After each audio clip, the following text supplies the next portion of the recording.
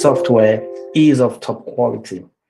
And there's a whole lot of things to think about getting that done. One of the things to think about is the infrastructure that the software is going to be running. And the infrastructure we're talking about is, for example, what we are building in AWS. So we're building an infrastructure where the servers will be running, the database, the load balancers, the security in terms of firewall, making sure that we have nicely configured security groups that determines who has access to what, all that flow that we've been talking about, making use of AWS technologies. So they have specific technologies within their infrastructure that makes these things work. For example, we've talked about the VPC, the subnet, the load balancers, the target groups, the auto-scaling groups. We've talked about all those things. So what we now want to think about is, okay, as a department in an organization taking care of our release of software, how are we able to ensure that we can quickly release application, not only from the software perspective, even from the infrastructure perspective? If the entire infrastructure goes down for some weird reason, the entire AZ gets, destroyed. And, you have the whole AZ destroyed. In fact, even the other AZ is destroyed. Amazon says, oh, there's some fire happening and we're sorry, all your servers are gone, but here is another AZ available. Please deploy all your services there. How are we able to quickly recover from things like that? Are we just going to go back into the console and start clicking on buttons to create the VPC, to create RDS, to create all those things? Well, Terraform helps us to have what is called infrastructure as code, so that all the infrastructure you have is going to be in the form of code, and simply running that code again, you have exactly the infrastructure you had. And it might take you just maybe 5 minutes to run the code, and it builds the whole thing up. That would have taken you several days of planning, of configuration and all that to build the whole thing. Or even if it's just one day, it might take you the whole day to do that, something that could have taken you, 5 minutes. But before you can get to the point where you can actually achieve running the scripts to give you the whole infrastructure in 5 minutes, you must have spent time writing the code, okay? So that's what we're going to be talking about today, learning about Terraform and how it works and all that. So I'm going to bring up my Visual Studio code because I have some notes written there. And I do hope that you still have that repository where we have, we've been working on. Yeah. Play off my phone, bro. Off the phone. Okay, all right. So it's still the same Devops Masterclass repository. There is a new folder there called Ec2. Okay, so it's not pushed yet. So after today's session, I'm going to push everything so you can access the notes that I've written. I hope it's big enough for you, but let me try to see if I can expand it a bit so that it becomes clear. Okay, so we're going to talk about a few things. But before we start talking about Terraform itself, because this is how I've split today's lesson. So we'll talk about AWS CLI and IAM and how to configure secret, because we need that to be able to work with Terraform. And then we'll talk about infrastructure as code itself. We'll talk about Terraform, installing Terraform, making use of IDE and all that. And then there are certain concepts with Terraform that you just need to understand, especially from a DevOps perspective, okay? So we'll talk about that too. Talk about a few more concepts around plugins and providers. And then we'll talk about idempotency and then modules. And most importantly, Terraform documentation. Okay, so Terraform has a site where they put all their documentation, how to understand the difference between attributes and arguments, all those kind of things. And then we'll start implementing the whole project again, writing Terraform code and see how the whole thing fits together end to end. So I'm assuming or expecting that it will take us today and tomorrow to go through all of this. Okay. Some things you just have to know, and the only way to know would be to watch the relevant videos, because today is just, or I mean, these sessions is just more of seeing how everything fits together.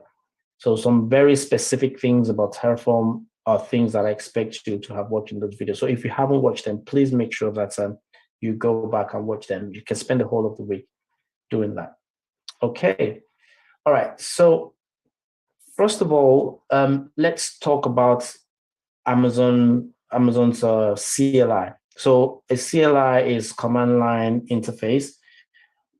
And I do know that you all have some level of experience working on Linux terminals. So whether it's on your laptop using Git Bash, or whether you're using a MacBook, being able to run command line commands is one of the big things that you just can't afford not to know about. Okay, you can't know everything, but it takes gradual process and practice.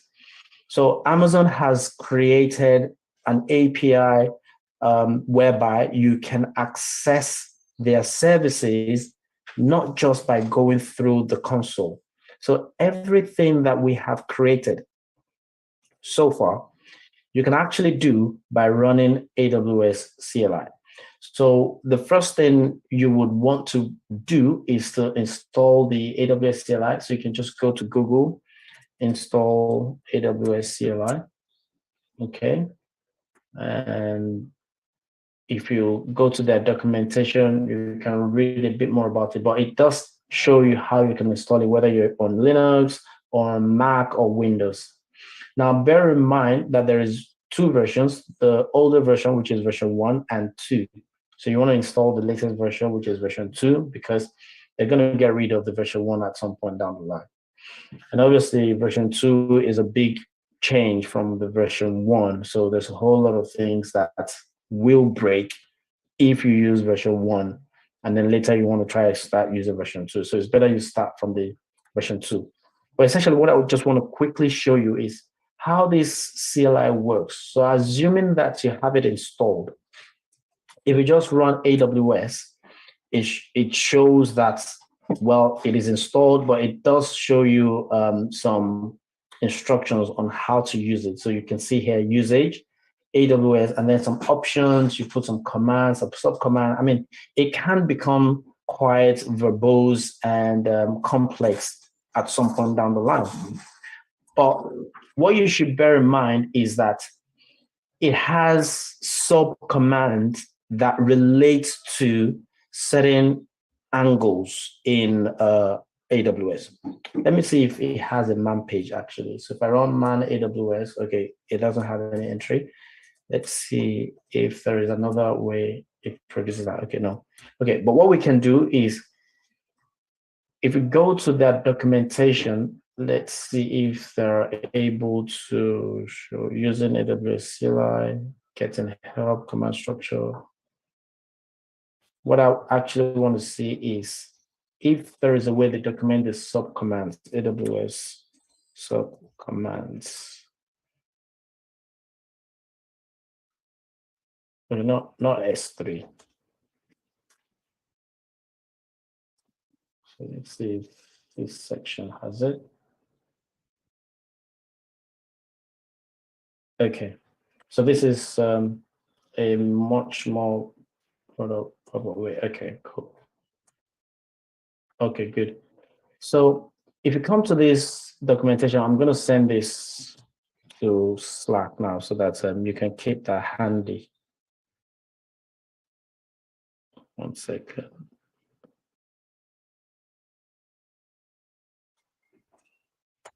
Okay, so what I want to show you is, let's say, for example, we want to create an EC2 instance. So you can come to this page and click on EC2, search for EC2. Okay, if I search for it, you can see there is a section here that says EC2. So this is a subcommand to the AWS command. So if I go back to the terminal, let's expand this way.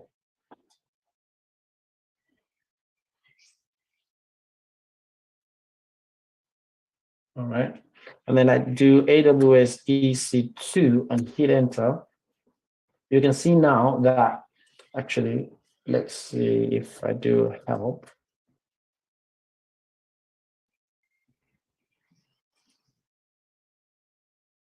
Okay, it's not actually showing what I'm expecting to see, but let's go in here. If I click on EC2 here, then it shows us a lot of other available commands that is specific to EC2. So if you want to attach a network interface, you want to do some things relating to your AMI, there's just so much you can do with an EC2 that using the CLI, you can actually achieve it. Okay, now going through a typical example, I put a typical example here. This is if we want to run an instance, you want to create an instance. For some reason, they haven't used the word create, they're actually using the run instance. But let's go to the documentation and search for run instance here. So you can see there's a subsection here, okay, which if you go in there, it will also give you further documentation on how to use this. So that's what I was trying to refer to say that this can become a bit verbose and confusing. Okay, you just have to know how it goes, like a nested type of approach. Okay, all right, thanks, Sombri. So I think it's AWS Help, right? Let's see. AWS Help. Aha, this is what I was expecting to see. So they actually have this documentation here without going to the browser, which you can just scroll down and you can even search for things. So if I do / and type EC2, it can take me straight to where EC2 is. Okay, so let's say I want to interact with S3. I can do the same thing, just search with the / S3. It takes me to the S3 section. And as you can see, it's pretty much the same thing that is in the browser there. Now, if I get out of here and I do AWS EC2 and with the help, it will just take me to the EC2 section of the documentation, which is the same thing as clicking on EC2. Okay, and then here I can search for run instances. Okay, but obviously it's better to go through the web interface like that because you can easily just click your way through and just go back and get to see how this thing works.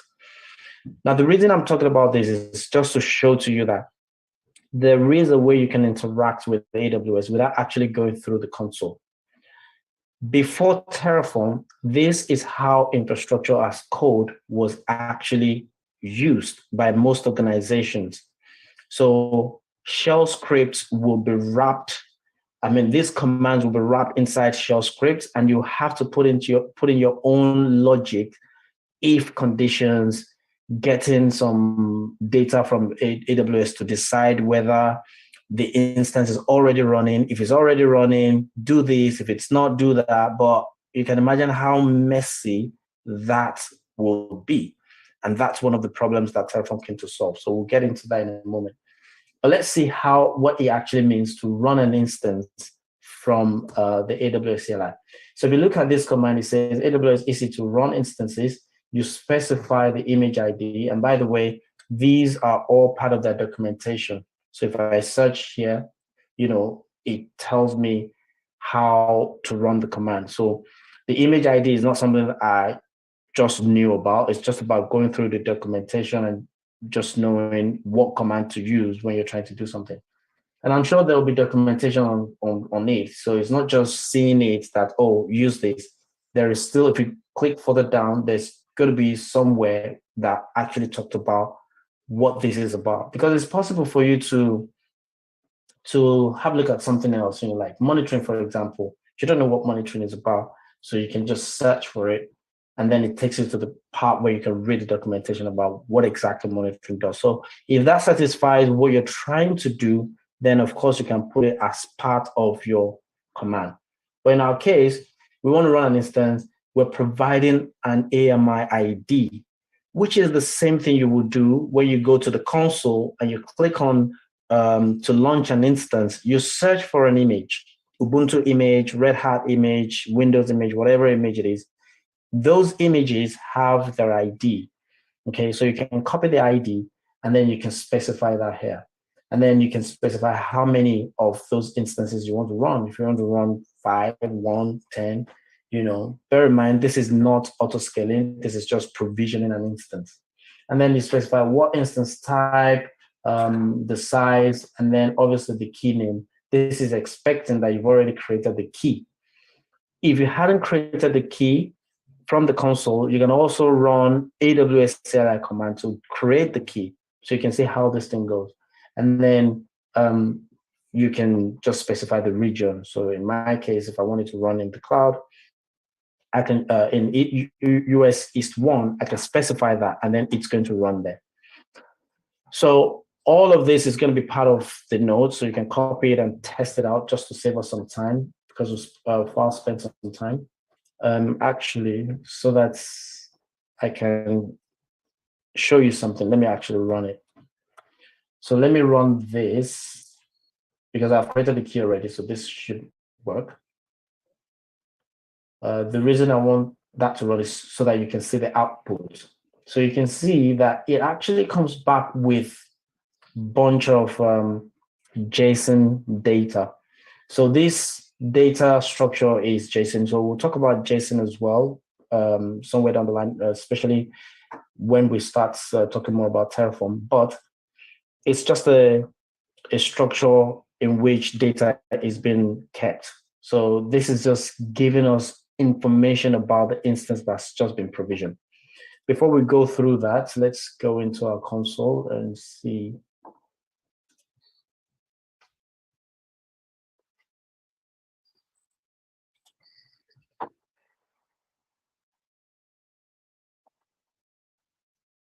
Okay, and I am connected to the US East 1 region. Okay, it's taking a bit of time.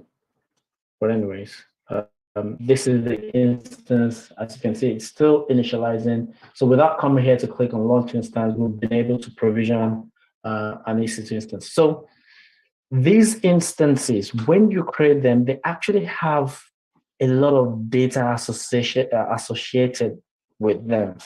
And that data is referred to as metadata.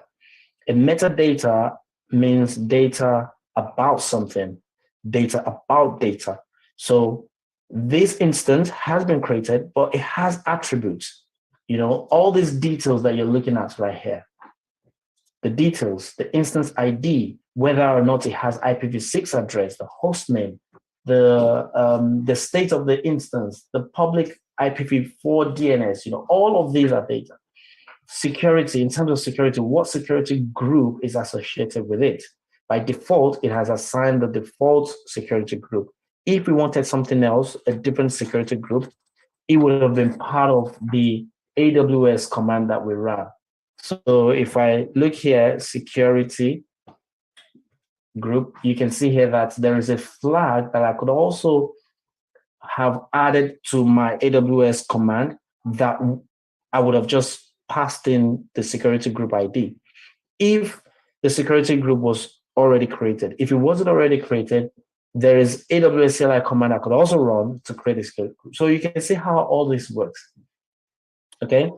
So not only can you go into your browser and log into AWS and start creating instances, you can actually do that from the terminal.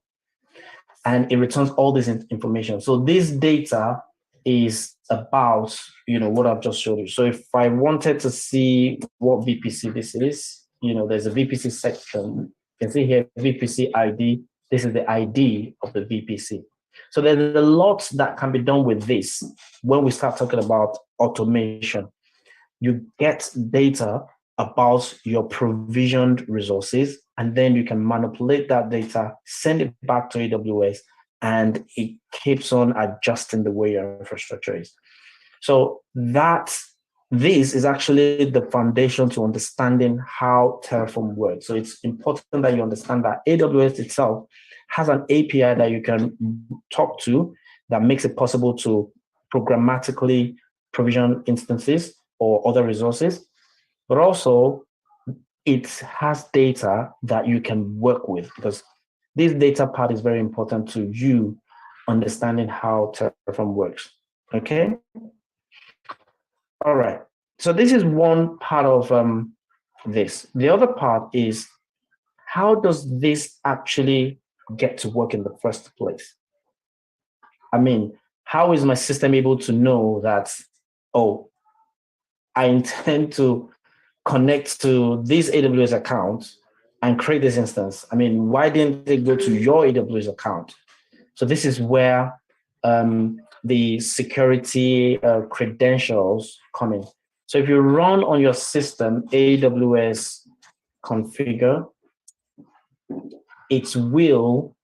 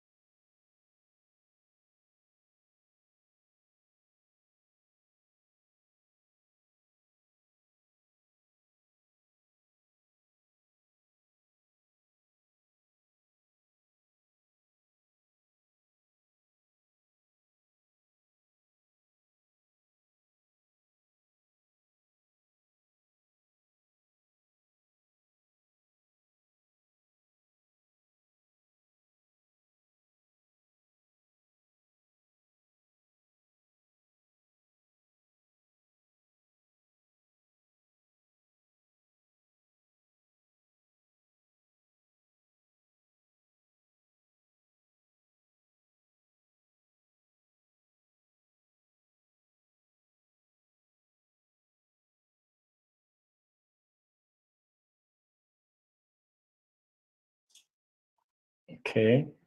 And if you go to the users section, now this is my account. Actually, this is, yeah, it's the same account. Okay. So if I go into this account, as you can see, directly, there's a section here, security credentials. This is where the access key ID that it's asking here is. So if I go back here, I can literally copy this ID and paste it here like that and hit enter. Okay.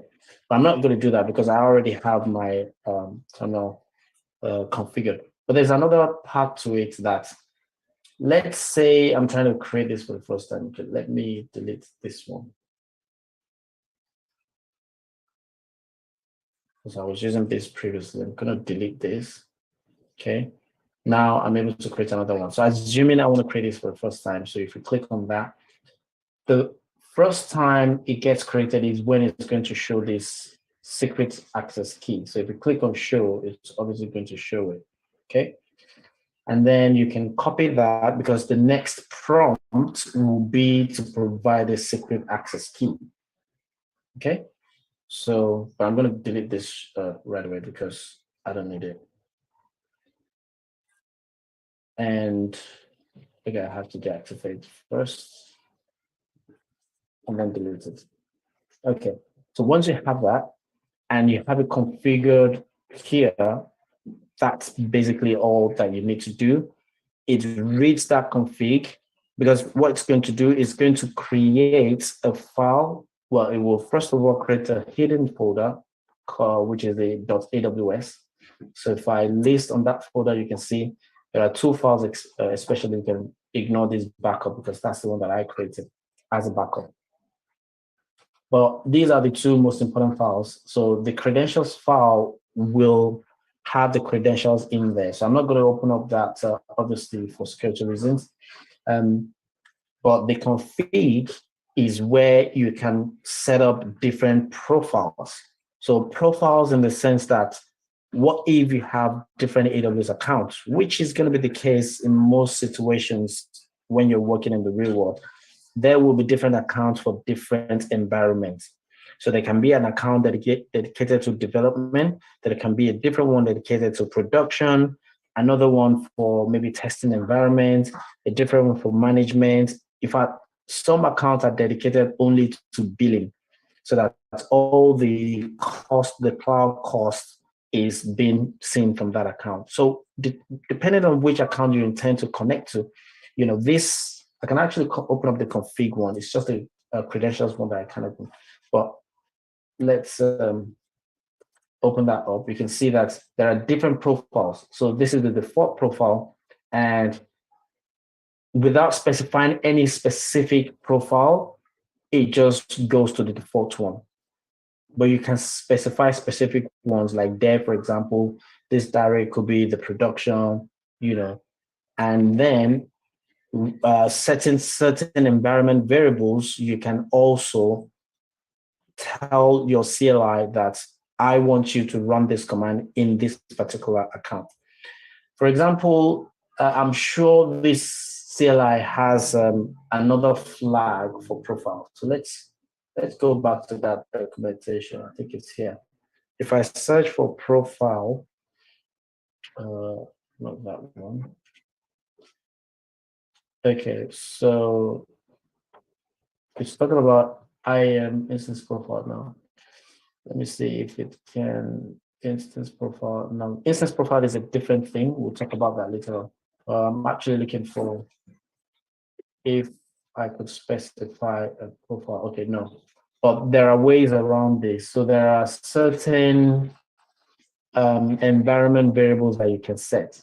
So if I search for AWS environment variables, okay, let's open that up.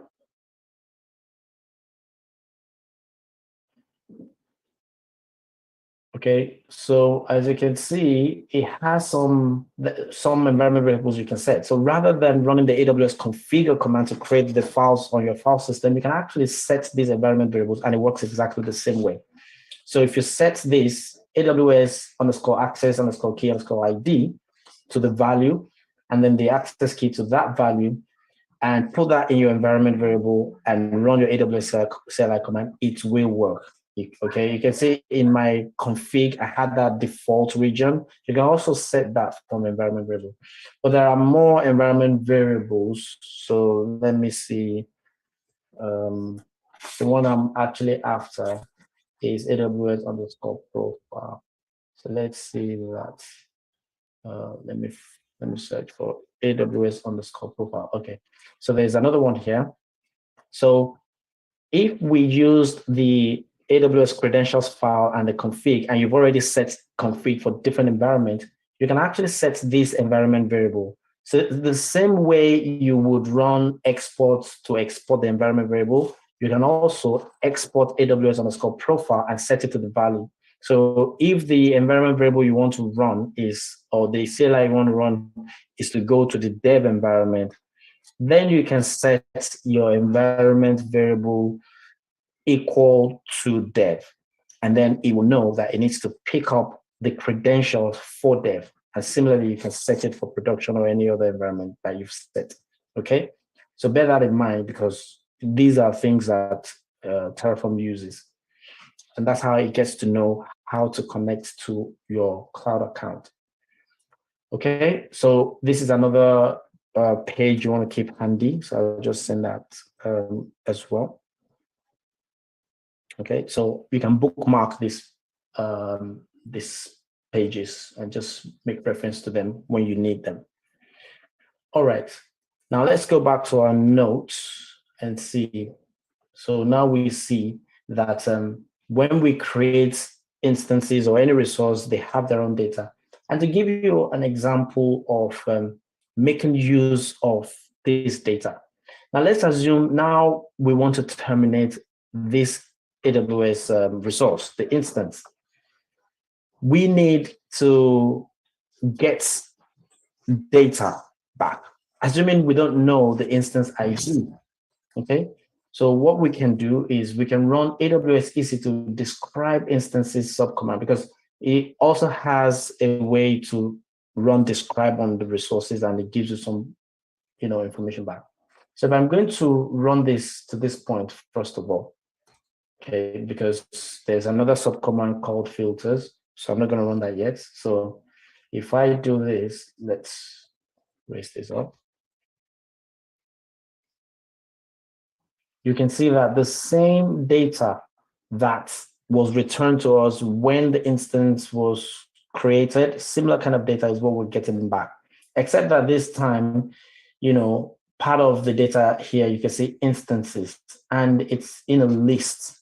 We'll talk about all these lists and string and booleans and all that shortly. But for now, just understand that the way it organizes the data, in this case, a list, you can have multiple data inside of a list, okay? And that's why you see here instances.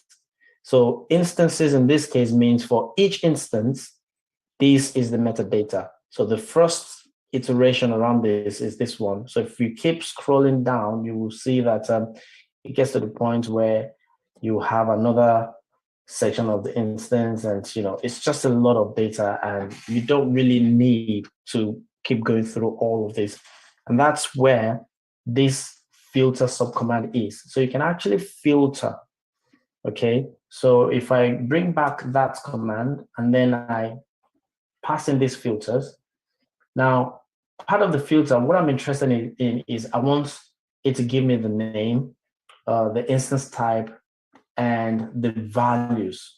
Okay, and the value, I want it to be T2 micro. So basically, give me all the instances that is T2 micro. So imagine if you had a lot of instances running. Let's see what's going to happen if we run this.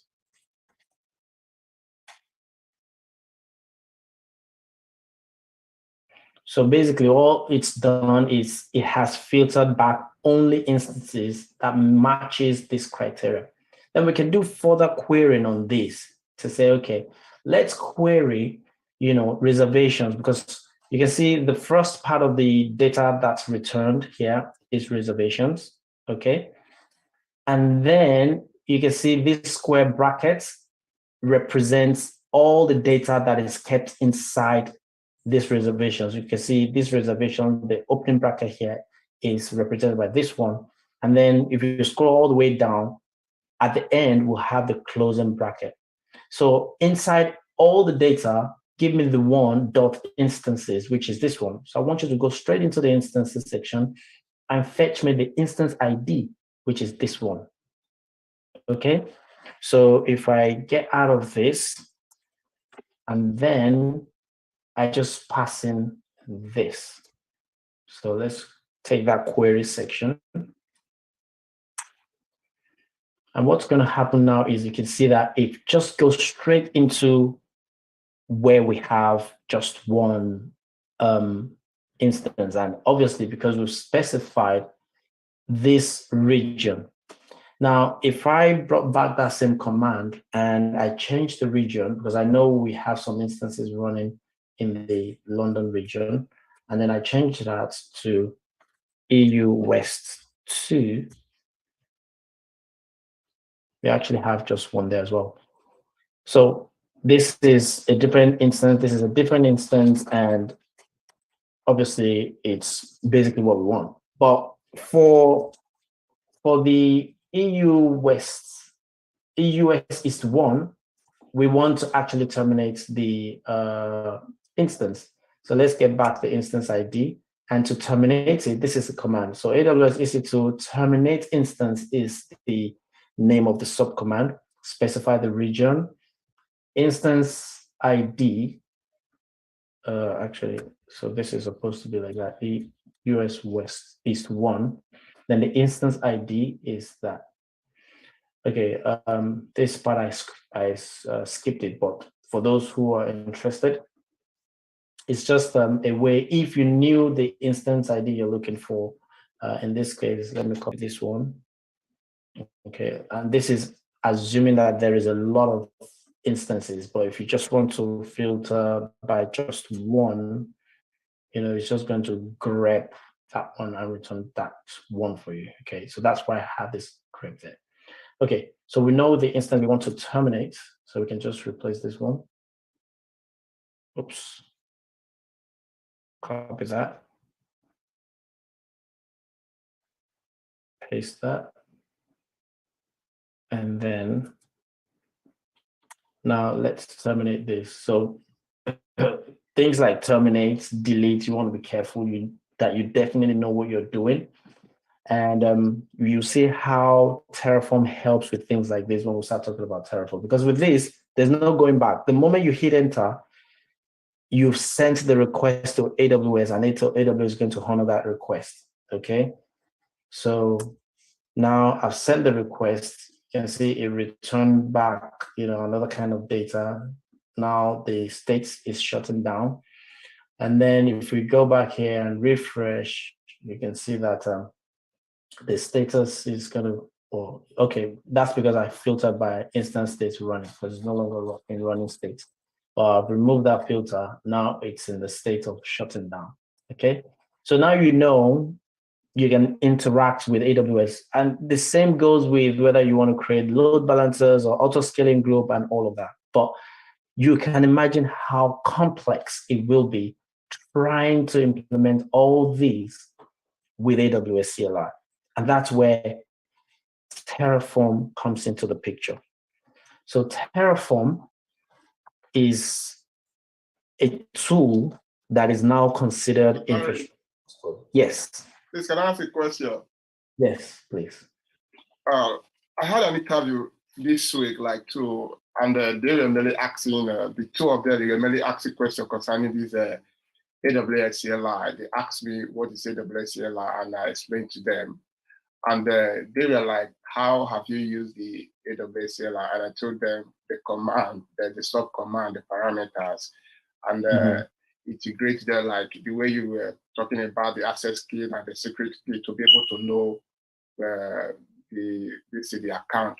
Yeah. And, yeah, the guy said, apart from this, what other method or what other process can you use AWS CLI? And I was like, that is the only way I know. I don't think there is any other distance. So. Okay. And did they give you any feedback after that in terms of what they were expecting you to say?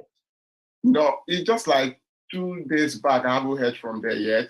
But still on that AWS CLI, after that, just like you said something concerning the APIs, and he was still talking about, he said, what is different between APIs and SDK, which is a software development kit.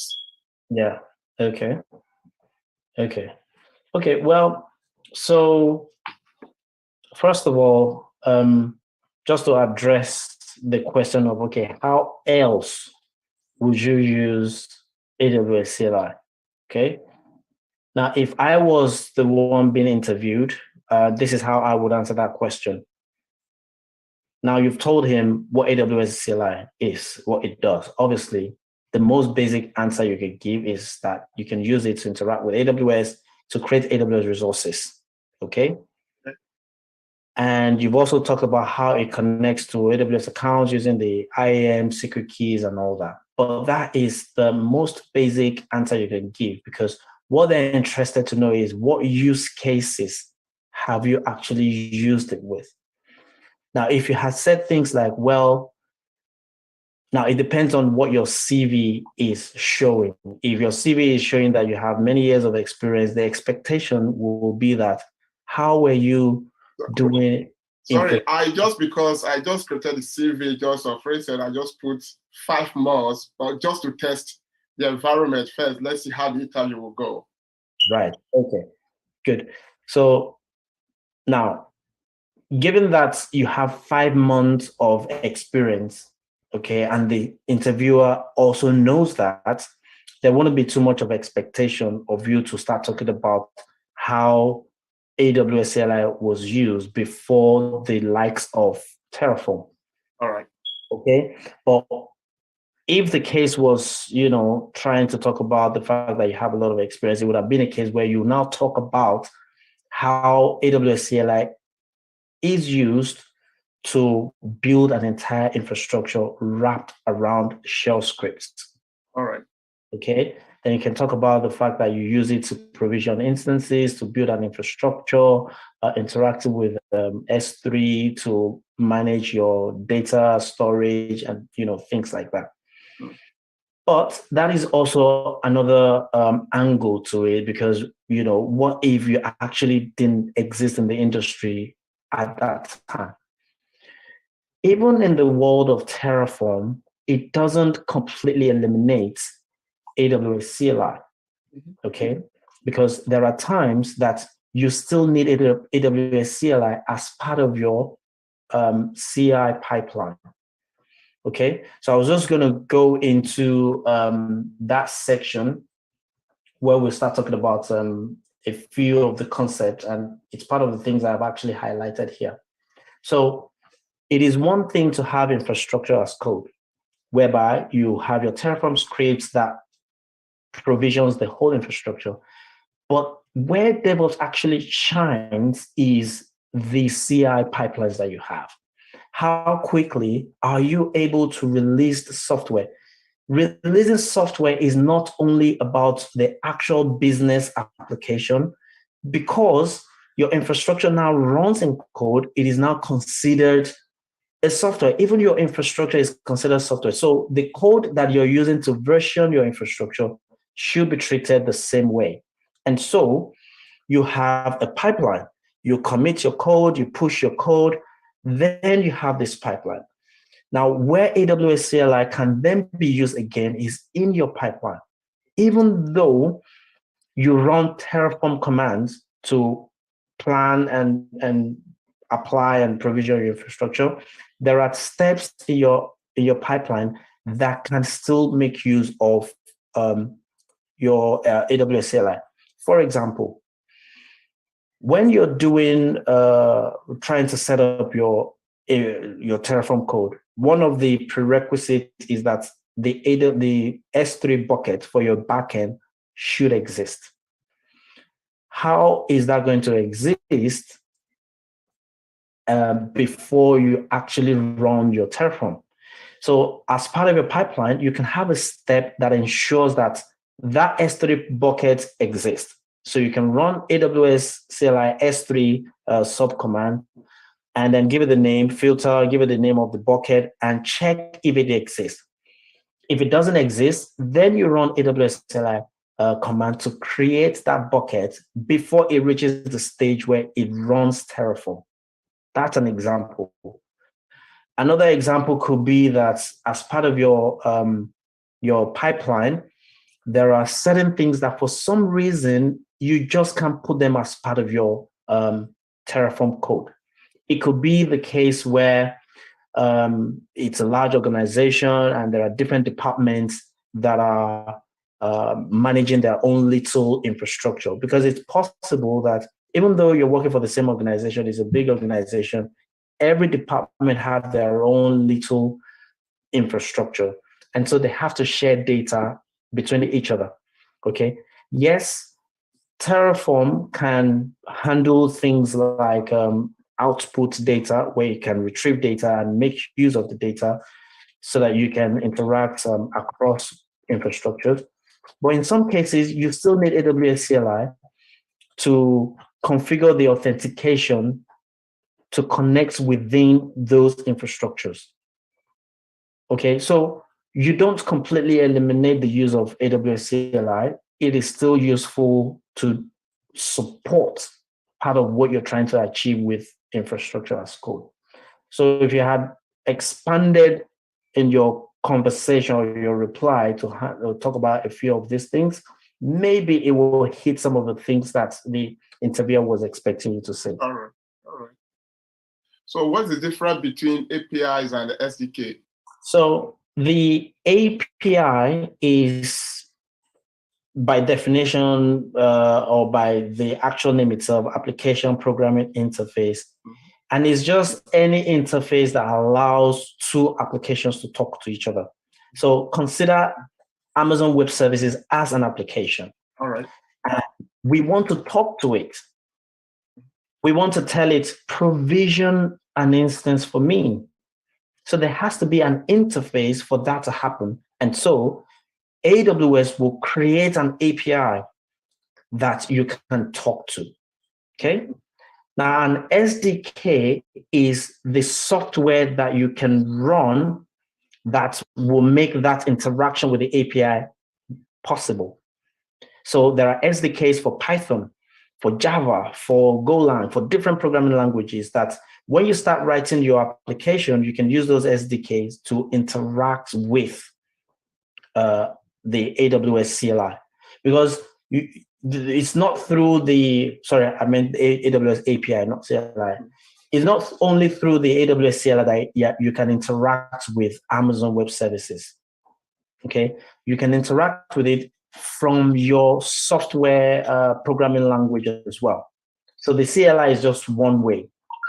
So even the AWS tool that you've downloaded that makes the CLI possible, that's an SDK as well. So some program that you can use to interact with the API is the SDK. And there are different SDKs for different programming languages. So if you want to develop an app, for example, let's say, for some reason, Terraform is not just satisfying some business requirement, and you have some brilliant idea and you feel like you can develop an application that can interact with AWS, then you would have to go into AWS documentation and find out which SDK works with your programming language. So if you want to program in Python, there's one called Boto3, because that's probably what the interviewer would have asked you next. That, what SDK, do you have experience with and things like that. So Boto3 is an SDK to interact with AWS. And that is if you want to program in Python. So there are other, let's see, AWS SDK for Java. If you wanted to program in Java, there is an SDK for Java. So depending on the programming language you want to use, you can use an SDK that will interact with the Amazon Web Services API. Thank you. Okay. All right. So where we were is we were just about to start talking about, oh, I see there's a few messages in the chat section. Let me see if I can read them. Okay, someone was trying to talk about CLI, SDK and all that. Okay, cool. All right, thank you very much for that. So we've addressed that. So what I want to then talk about is infrastructure as code. So now we know that we need this infrastructure in the cloud, but we don't want to be going into the console to be clicking and clicking and clicking. Also, we want to be able to manage our infrastructure the same way we manage our software. Okay. And the part of management I'm talking about is the continuous integration. And for those who are still thinking, oh, well, this DevOps thing is still not very clear, just hold on. Don't worry. Hang on to your hat because we're getting close. Because when we start seeing pipelines and seeing how quickly you can trigger pipelines and things can go end to end, then it becomes a lot more clear to you. And that's what I was trying to say to Flora earlier on, that is, towards the end part where you get to appreciate the whole DevOps thing. But basically, having infrastructure as code is being able to do things like git commit. You have everything in code, and then you can do git add, git commit, git push, and doing that commit and push can trigger a pipeline. And what is this pipeline going to do? Well, it's going to do the first thing which you would normally do for a software application, which is to build the application code. But in this case, we don't really have anything to build. So rather than say we want to build the code into a jar or some executable, we run Terraform plan. So we'll see some of those Terraform commands shortly. But this is just a high level view, especially for those who have watched the Terraform videos. This will start making sense to you. Okay. And then you can do a plan as part of your pipeline to plan out the infrastructure. These infrastructure we're trying to build, what's the plan? How many resources is it going to create? Is there a drift? Has somebody created something manually that is not part of the code? Because what we want at every point in time is to ensure that the state of our infrastructure is exactly the same state as what we have in code. We want to be able to trust what we have in code than what we actually have in infrastructure. Because if we have an entire repository that has the whole infrastructure code, and in AWS, the number of instances running is, for argument's sake, 5. But in code, the figure has been there that we expect 2 to be running. That means somebody has gone into the console to manually create additional 3. So when we run a plan, it tells us the drift between our code and the infrastructure. And then you can make the call whether you want to proceed with that code, because what's going to happen is it's going to try to ensure that the state of the infrastructure is exactly the same as your code. So any extra resources in the cloud that is not part of the code, it basically destroys it. Okay, so that's why you have a pipeline that you can build, you can plan, and then you can run tests. Because, with CI/CD, it's about building your application, testing it. And when I talk about releasing software quickly and having quality code being released, it is the automation of testing that satisfies or that helps us to fit into that requirement and satisfy it clearly. So how do we do that even with our infrastructure code? With things like, there are certain Terraform commands that come by default that allows things like that to happen. For example, you can run Terraform validates to validate that, well, your code is actually good, right? You can run LinkedIn commands to just ensure that, your syntax and the quotes or curly braces and things like that are where they should be. If any of these tests fails, then your pipeline will fail. And what that means is it eliminates the possibility of releasing bad code because you can test things in an automated fashion as part of your pipeline. Okay, now let's assume that everything goes fine, all the test passes. You can further do some more tests, and there are tools that allows us to do that. So there is static code analysis that you can even do with Terraform, because static code analysis is something you normally do with software applications code. I know you guys are not developers, or I'm not expecting you to be developers, even though some of you may come from software development background. But for the benefit of those who are not from software development background, static code analysis is just about ensuring that things like code coverage and is satisfied. So code coverage means that if you have a bunch of functions that you've written, you want to make sure that you have corresponding unit tests for them. So with static code analysis tools, it allows you to ensure that you have full coverage or a certain reasonable degree of coverage of your code, making sure that for every function, there is a unit test that tests that function. Well, part of your static code analysis is also checking for potential vulnerabilities like bugs that can be in your code. So even though you don't write unit tests in Terraform, you can still do static code analysis looking out for potential bugs and security vulnerabilities. Now, this is not something that you will basically write some static code analysis test. There are tools that makes that easier possible, which is this TFSec here. So when we start looking at Terraform pipeline, you will see an example of how we use TFSec. And I think I have the page here. So you can go through this later on down the line. I wouldn't expect you to start playing with TFSec just yet. Understand Terraform very well before you come into this. But this is an open source product that basically does static code analysis, and you can put that as part of your pipeline.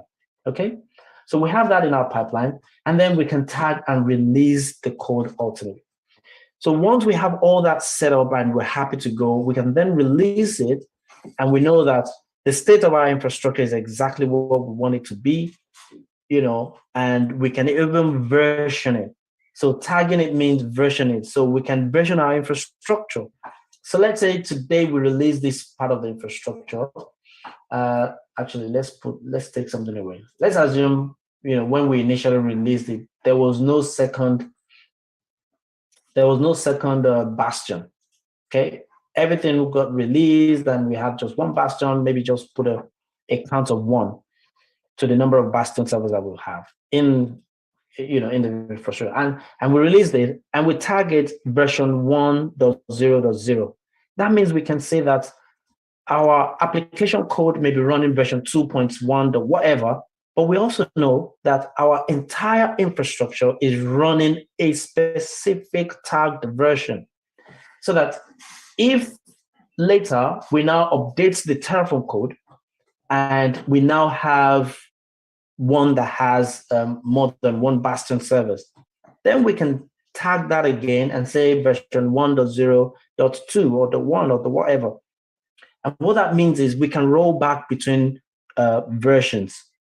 If we feel like, well, the version we released, we don't want it anymore, we just want to roll back, you can easily just, without going into your code to make changes, you can just go to your pipeline again and just roll back to the previous version, which is going to be the version of your code that had a specific type of configuration. So you can now get to see where DevOps now come into play as part of the whole move into the cloud and the whole DevOps thing about releasing quality software. So releasing software is one thing. Having an infrastructure that enables the release of software in a very easy manner is another thing. Because what if you have quality code that you've developed? I mean, I'm talking about the business code now, the application code. Maybe it's a Java or Golang or Python or whatever, okay? But you don't have a stable infrastructure. All your infrastructure is manually done. yes, you have a pipeline for your application. Everything is fine from the application side of things. But if you don't take care of the infrastructure to ensure that things can actually be done similar to how you do it for your application, then your DevOps journey is not complete. Okay. All right. So there, I have a question. yes. Okay, so let's say you are coming in as a DevOps into a company where in fact all the infrastructure were done manually, maybe through console, and they are like scattered in different places. And now you are tasked with the responsibility to bring these things together and then create a pipeline for the IAC, that is infrastructure as code. Is that really possible? How would you tackle that kind of problem? It's possible. As a matter of fact, it's a very tedious work to do. Okay, but it is possible because of how, I mean, it used to be a big problem, but Terraform actually released something that solved that. And that's the Terraform import command. So what you can do is you can initially write your Terraform code,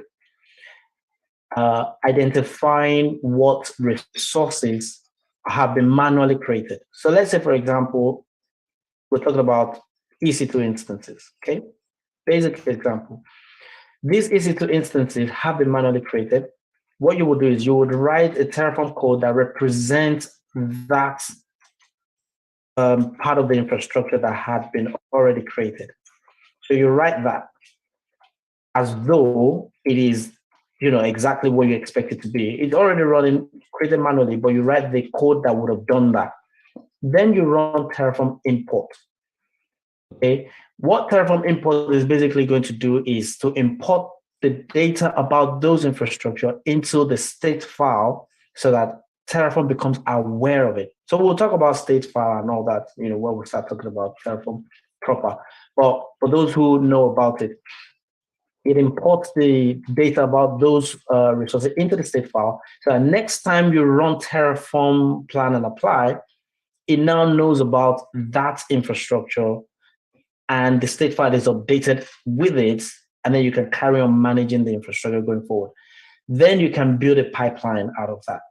So you can, whether you're using Jenkins or GitLab CI or GitHub Actions, whatever pipeline it is, you can then begin to have a pipeline that will plan, do your test, and then apply it. And if there are changes that you are now introducing, it will carry on managing the infrastructure going forward.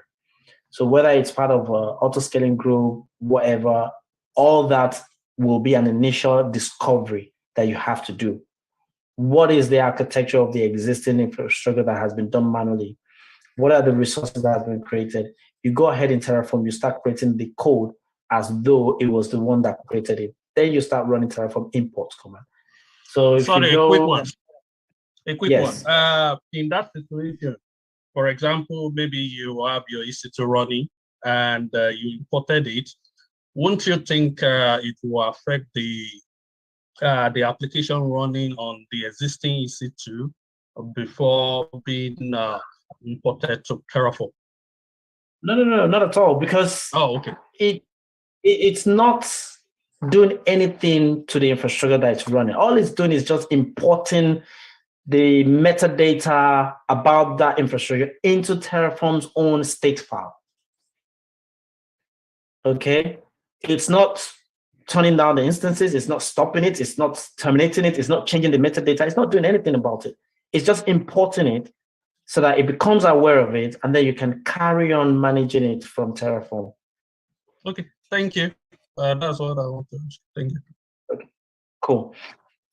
All right, so yeah, so when we start talking about, Terraform documentation and all that, this is the documentation page and things like imports, you can see how it works. And as you can see, currently state only, it only works with the state. It doesn't do anything to the infrastructure. It just, imports data and that's it, okay? All right, so what is Terraform? It is an infrastructure as code tool similar to AWS Cloud Formation. So for those who know about Cloud Formation or those who do not know about it, CloudFormation does exactly what Terraform does, except that it is an AWS tool. So it only works with AWS, and that's it. Terraform, on the other hand, is able to work with not just AWS, is able to work with Microsoft Azure, Google's GCP, DigitalOcean, Alibaba Cloud, Oracle Cloud. It can even work with private data centers. That's one of the things that would even baffle you, like, wow. So that means even if you had a private data center that is able to work with things like VMware, or what's the other one? There's quite a number of them. As long as you're able to provision virtual machines, you can still use Terraform to work with that. So you can see how powerful this tool is. So even if you have a hybrid setup where you have both public and private data centers, or cloud setup, you can have Terraform to work with both. And there's a lot of documentation on how that can work, but that's really, really advanced. But just to let you appreciate the value that Terraform brings and why it has become so popular in the DevOps space, even beyond AWS own CloudFormation. Most people use Terraform to work with AWS, which you would have expected that people would rather want to work with CloudFormation. But as a DevOps engineer, it also makes sense for you to decide to want to learn Terraform than CloudFormation, because most of the job descriptions you will find out there are looking for people with Terraform skills. So, is it tool? Just Yes? a quick question. Let's say you have in a scenario where you have everything written in CloudFormation, but maybe you also tasked with convert it to Terraform. Does Terraform have a tool to really kind of map what you've already written in CloudFormation, or you have to start from beginning again and start transcribing everything to Terraform? So it depends on your approach. So first of all, number one approach will be to basically manually convert everything. I've not heard of any tool that does the conversion for you. If there's any out there, maybe I just don't know about it, but I don't know. It doesn't do conversion like that, to my understanding. However, recently they released a version that is able to work with CloudFormation. So if I search for Terraform CloudFormation, so let's see, not comparing. It's not here.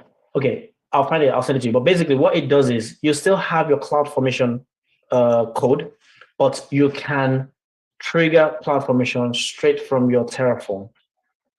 So that way, if you have an existing infrastructure with a CloudFormation and you don't want to mess it up, you don't want to do anything, but you want to carry on from Terraform, you can make Terraform aware of it. So Terraform triggers your CloudFormation stack, and then you can begin to append more from Terraform perspective, so that everything just stick with Terraform going forward.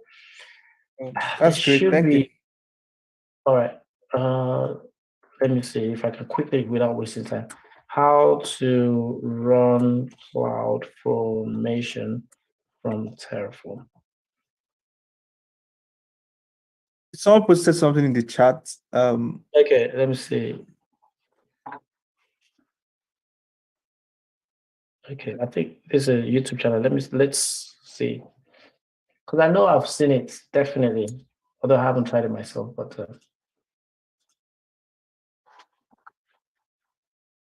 CloudCraft. This is CloudCraft. So.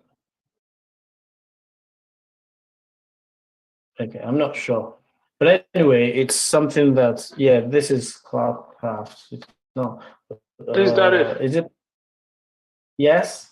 Yeah, CloudFormation, is it not more of Azure stuff? No, CloudFormation is actually Amazon's own way of doing infrastructure as code. Okay. In Azure, they have something similar like that, and they call it ARM template. So if you want to use Microsoft Azure's own way of doing infrastructure as code, you would use ARM template. If you want to use AWS one, you would use Cloud Formation. But if you want to use something that is cloud agnostic and it can work with anyone, you want to do yeah. Okay, so this is it. So AWS Cloud Formation stack. So that's the name of the resource, and then you can specify your Cloud Formation YAML file there, and it will trigger your Cloud Formation. So let's see. Aha, so this is Terraform's documentation about it. Because I saw the update when it was released. There we go. So provides a Cloud Formation stack resource. Okay. So you can see how powerful Terraform is. It's able to do all those things. And yeah. So the next thing, you want to now have Terraform installed on your PC so that you can start interacting with Terraform. So to install Terraform, it's actually very easy. You can just go to Google, download Terraform. I wonder how a lot of us would have survived in IT without Google, to be honest. You know, Google is just a fantastic tool that makes all these things easy. So whether you're on Mac OS, Windows, Linux, or whatever, you can just install it. If you're one of those that use the Mac Silicon, just like me, you want to select this ARM, okay? Otherwise, you can use the MD64. So this basically represents the CPU architecture. So once you download that, it will give you a zip file, and you can just unzip it, and then you will put it in the, so for example, if I do which Terraform on my laptop, it's in USR bin local. So the way I just do is I just unzip the Terraform. It gives me this binary, which is just one file, and just put it in this path, and that's it. So you can just run your move command and move that unzipped file, move it to that location, and that's it. For those on Windows, you have to configure your environment variable to see it. So I think they have the documentation as well. Here, so we click on Windows, get started with, I don't know if they follow step by step. Okay, these are just, okay, so it also has installation. There's a video there as well, so you can follow all of this. You can use Chocolatey to install it with, I don't know, PowerShell, whatnot, you know, but just go through the documentation. The ultimate goal is to have AWS installed, okay? So now that we have AWS installed, I beg your pardon, Terraform installed, what you also want to have is an IDE to work with it. So I'm sure you all have maybe Atom or Visual Studio Code. What I use is Visual Studio Code. Some people might use Atom, Sublime Text, whichever one is fine, as long as you're able to create your files and you can access them using a visual a code editor, okay?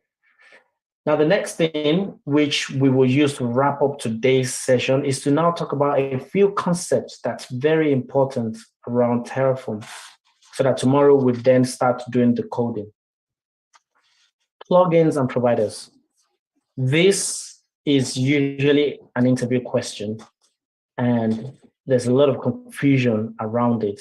And that's why it's very important you get this, you understand this first of all, before anything else, okay?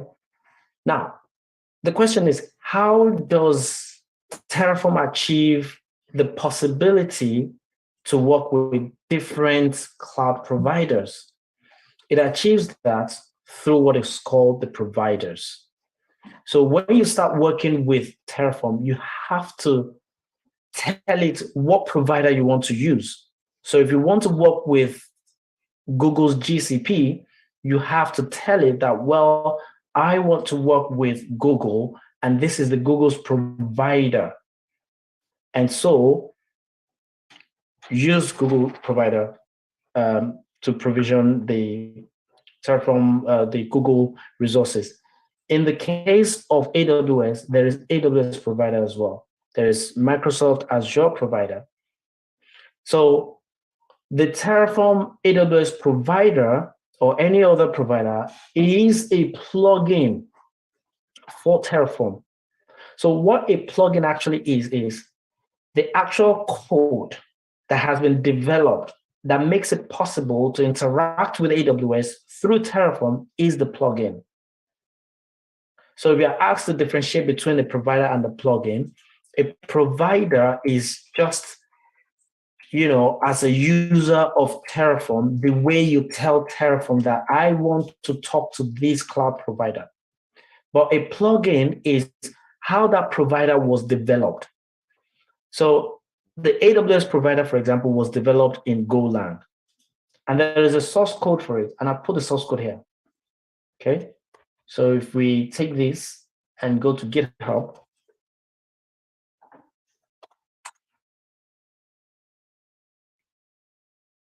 this is the source code for the AWS provider.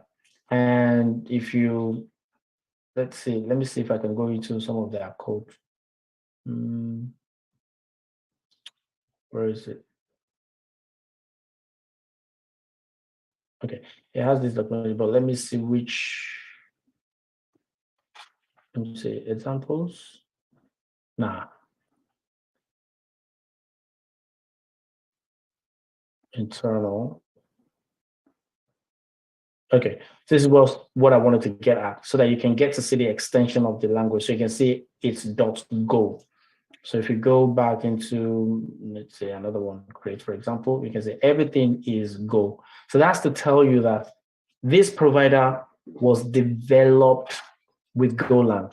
So a plugin is the code that was actually developed that makes the provider available. So don't confuse both, okay? Because you can be lost in some interviewers can be very tricky and ask you in a way that gets you confused, but don't get confused.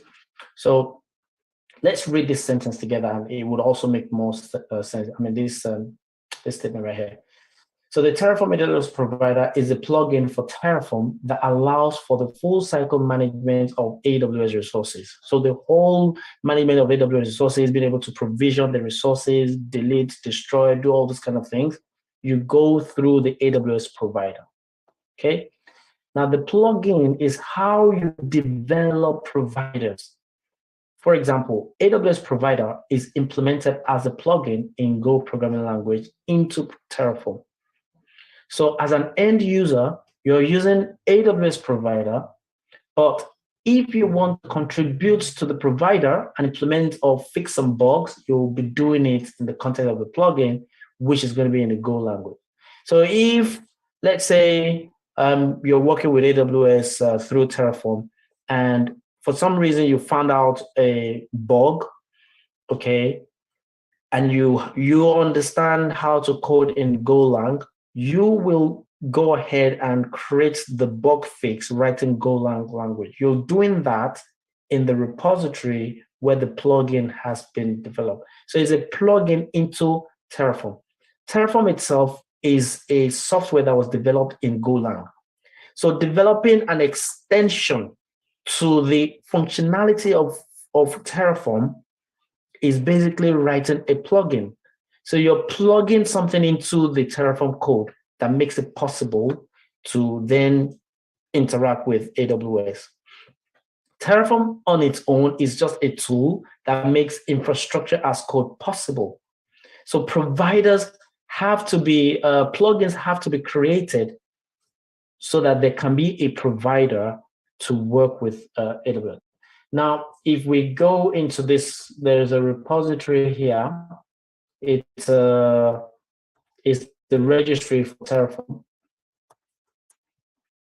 Okay, and here you can search for different providers. So you can see in this search box, search providers and modules. So we'll talk about modules later on.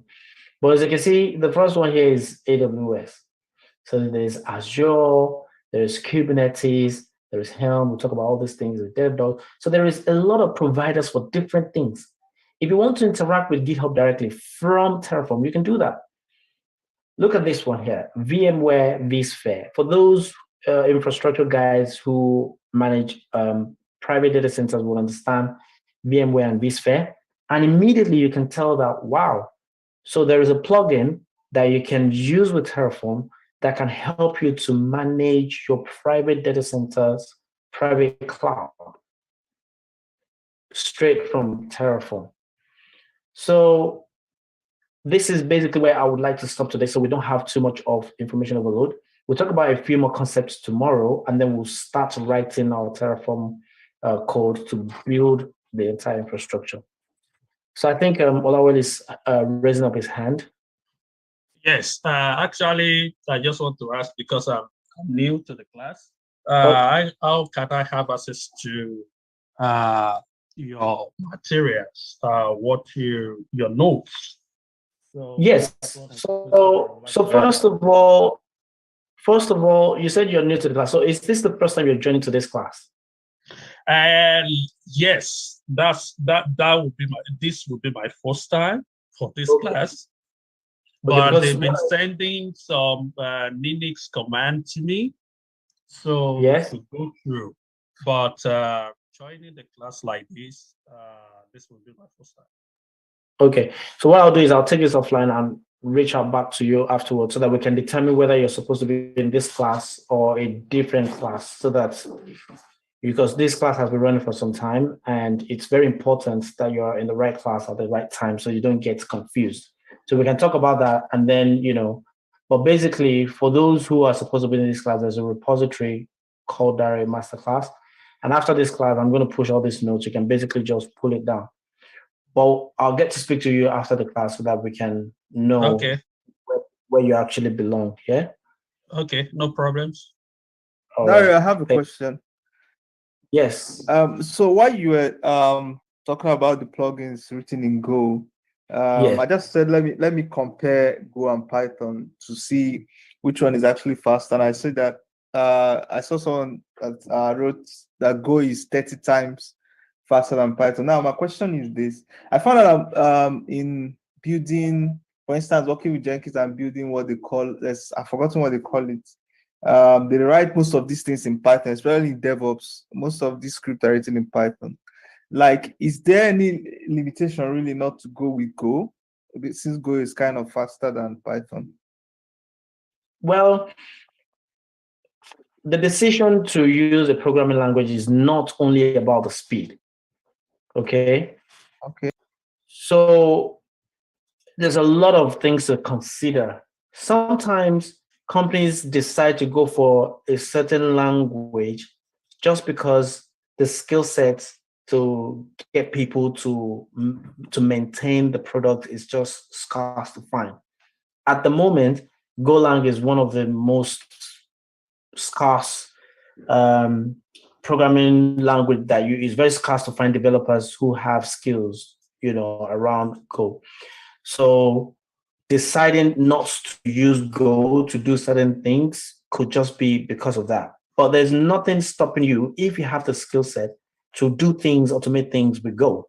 Because most of the tools that I've found out that I've discovered people use Go for these days are mostly related to infrastructure. So anything that has to do with infrastructure, Helm was developed with Go, Kubernetes developed with Go, Terraform with Go. Most of these tools, are developed with Go. So that's one thing. Now, Python, you have to think about it as well, that because some of these tools were developed to actually shine well in certain areas. Python is one tool that shines very well in anything that has to do with data science, data machine learning, data munging, cleansing, all those kind of things you use Python for. But it's also good for infrastructure automation as well. As a matter of fact, Ansible was developed using Python. So you can use it to do some automation. And most people have Python skills. If anyone is trying to start out in DevOps and you're trying to start learning a programming language, I personally highly recommend to pick up Python first before any other language. One, it's easy to learn. Okay, the way it's the architecture of Python just makes life easy for people to quickly pick it up. If you start learning things like Java or Go, the learning curve, you spend a lot of time trying to understand a lot of things, and the syntax of some of these languages are more verbose, whereas something you can achieve with one line of code in Python, you probably need to write 5 or 10 lines in other languages. So for that reason, people just naturally get to write things in Python and just get on with it. But there's nothing that says you shouldn't use maybe Go to achieve something, or Python. It all comes down to a lot of things: preference, okay, skill set, and things like that. So it's not always about the speed. Yes, Go is much faster, but you have to look beyond that. I mean, if what you want to do, speed is not really something to bear in mind. And talking about speed again, it depends on the how heavy what you're trying to do. If you're writing a basic CLI to do some basic things, okay, and it's not like it needs to do a lot of CPU, it needs a lot of CPU, a lot of computation, the differences between the speed between Python and Go may actually not be significant at that point, because what you're using it for is not something that's very heavy. Okay, so it may be an overkill to use Go for something that you can easily just do with Python, which is just some basic things. But if you're trying to build a very complex system, like Terraform, for example, you want to use something like Golang, because yes, like I said, it's 30 times faster. Your Terraform code can become so huge that sometimes to run an entire pipeline may even be taking up to 20 minutes, 15 minutes, or even 30 minutes sometimes, even though it's Go. So you can imagine a pipeline that takes that long to run, and you use Python to develop it. So I hope that makes sense. So, it all boils down to a lot of things. Yeah, sure. Thanks. All right. So if we don't have any more questions, then I guess we'll get to see tomorrow. And tomorrow we'll do a lot more with Terraform. If you haven't started catching up with the Terraform videos, please spend the early days of tomorrow to do that. And then we'll catch up in the evening. And then we'll discuss our next steps after this, which is going to be Kubernetes. Okay. All right, then. So thank you very much. And I'll catch you all tomorrow. Thank you very much. Thank you, Dari. Bye, everyone. Thank you, Dari.